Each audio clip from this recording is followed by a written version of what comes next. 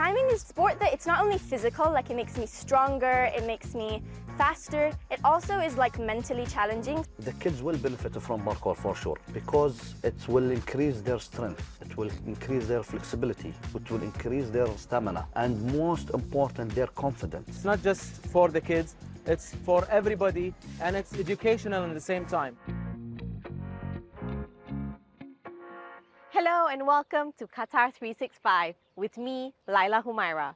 On this episode, we go exploring for some of the best activities to do in Qatar, whether you're an adventure seeker outdoors or just want some family-friendly fun indoors, there's something for everyone. But first, I'm here at Aspire Zone, home of Qatar's first and only outdoor climbing facility, to see how bouldering is scaling the heights of popularity in the country. Meet Salim Muli. He's the head of operations and a coach at Escala Sports. Muli makes it look easy, but this technique, called lead climbing, is one of the hardest to master.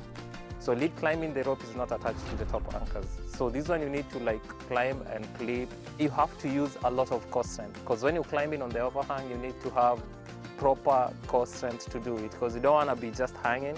You want to be having your legs also on the wall when you're doing the climb. So it's like super technical and it's a fun climb to do, yeah. Escala Sports built this climbing facility in 2018 to make the sport more accessible to people in Doha. Made to look like the rocks of Zikrit, climbing enthusiasts can practice without driving 80 kilometers outside the city.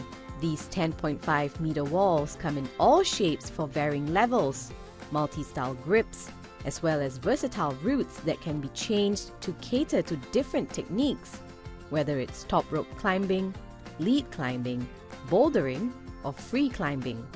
One reason why rock climbing is so popular is because of its inclusivity. In general, climbing doesn't have an age. People can climb until when they're 70, 80 years old. But in Escala Sports, we have a climbing academy. So the age is from 4 years all the way to 16 years. So this one is for the academy. But once you're past that, you can join the members of the climbing.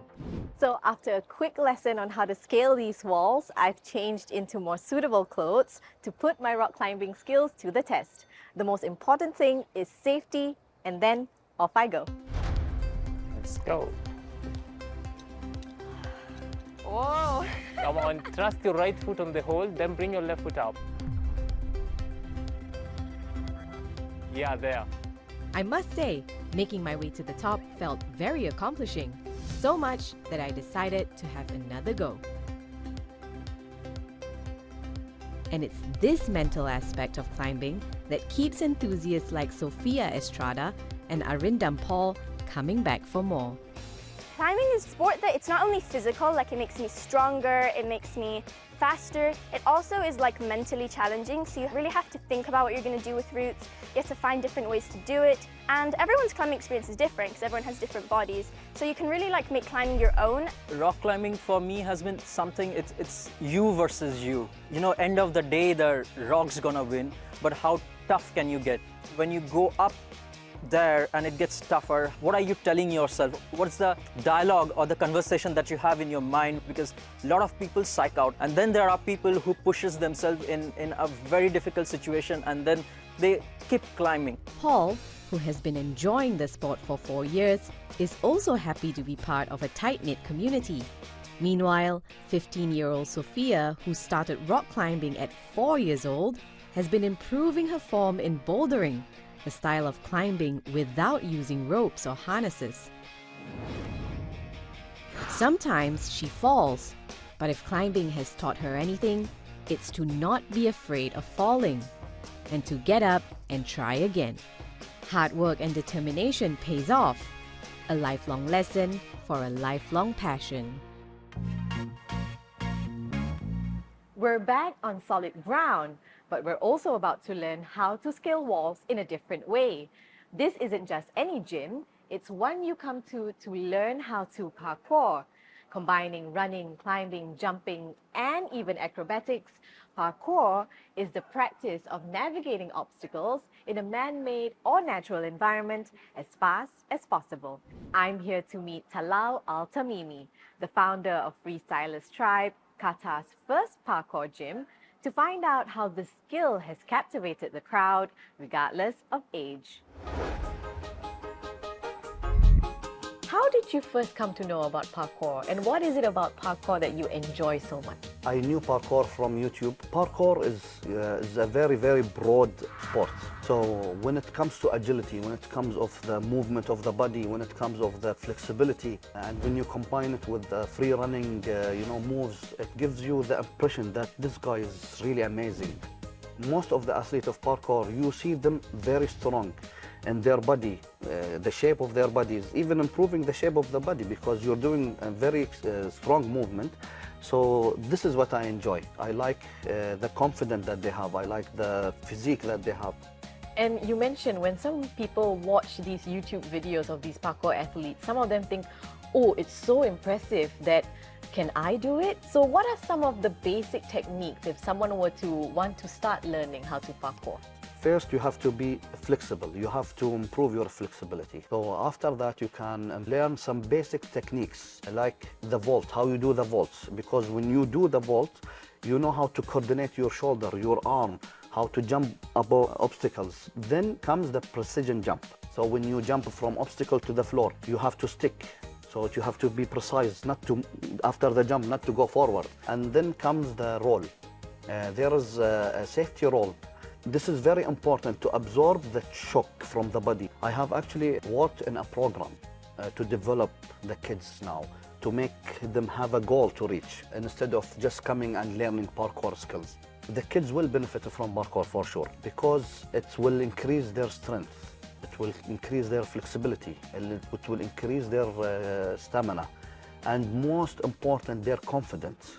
Parkour is known as a street activity, but some people would even call it a sport. Will we see parkour being added as an official sport in the Olympics in the near future? But we have actually met with the Federation International Gymnastique. They came to Qatar. We have done an international course with them. They are trying to include parkour in the local gymnastic federation for many of the countries. And they have a plan to include it in the Olympics. And I see that parkour is growing. And I see it coming in the Olympics. And I really wish that it comes to the Olympics because parkour is a really, really nice sport. Exciting times ahead and definitely sounds fun. Makes me want to try parkour myself.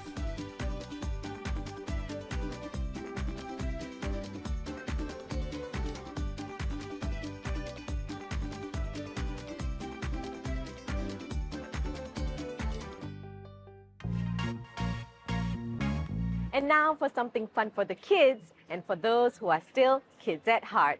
For a limited time, the Qatar National Convention Center has been transformed into a Lego universe. From interactive zones to life-size figures, there's something for every Lego enthusiast across 10,000 square meters here at the QNCC. Adel Halim found out what happens when the largest touring Lego shows lands in Doha.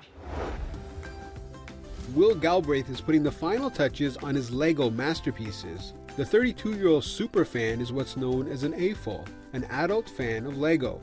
Will was just 2 years old when he got hooked. As a little kid, I didn't put things in my mouth, so my parents started me with basic bricks and not the baby Lego. And that's all I played with. I didn't play with toy cars or other things, just Lego. 3 decades later, that childhood passion is now a labor of love. The Japanese American has traveled the world showing off his creations. We are sitting in front of my 3 displays. I have my childhood home in America, the Power Rangers from, I was fascinated with these when I was in kindergarten, and then Mad Max, which I've loved all my life. That's why bringing the Lego brand to Qatar and the nostalgia that comes with it was an easy decision for event organizer Abdullah Al-Kubaisi. He says this kind of non-physical edutainment allows parents to sit, think, and build something with their kids. We're talking about everybody who can have the imagination to build anything. They would love to play with it. That's why it's something that can engage the family as well as the kids.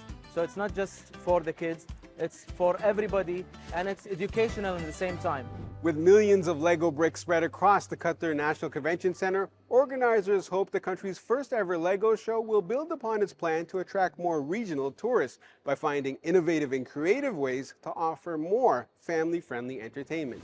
For the Lego brand, the region represents a huge growth opportunity. The Danish toy giant says there will be an estimated 125 million children aged 0 to 14 years in the Middle East and North Africa by 2028. We've been touring around the GCC since about 2016, since our first edition, and it's been growing year on year, ultimately coming to Qatar for the first time as our largest indoor at 10,000 square meters with 26 plus experience zones. 10-year-old Carolina asked her parents to bring her to the Lego show. She likes the fact that she can run around and play on the obstacle courses, but also build something alongside her sisters. I like how little pieces can make such big things and big adventures, and I like to make them. It's very relaxing. Her family moved from Portugal less than a year ago. Carolina's mom says as children are overwhelmed with technology nowadays, it's nice for them to be able to create something with their hands. And who knows, maybe some of the young people working on their creations here will grow up to be adult fans of Lego, like Will. Creating something it's more important than you think, you know, instead of just taking things, consuming things, but anyone can do that, but creating something, that's an important thing you need in your life to, I don't know, to remain happy.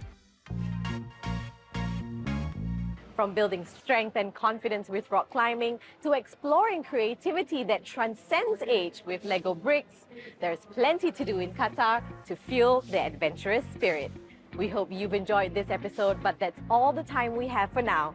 For more, check out Euronews.com and connect with us through our hashtag. Thanks for watching, and we'll see you next time on Qatar 365.